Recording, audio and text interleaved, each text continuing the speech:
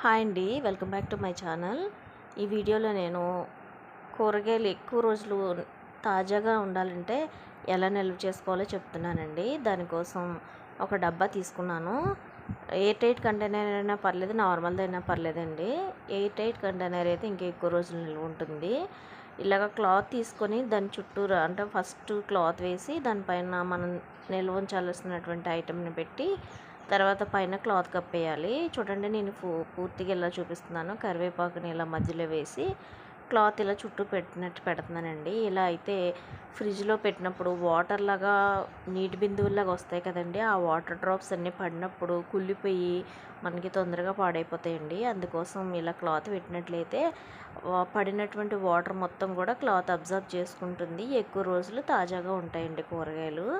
ఈ వీడియో కనుక నచ్చినట్లయితే please like and subscribe my channel.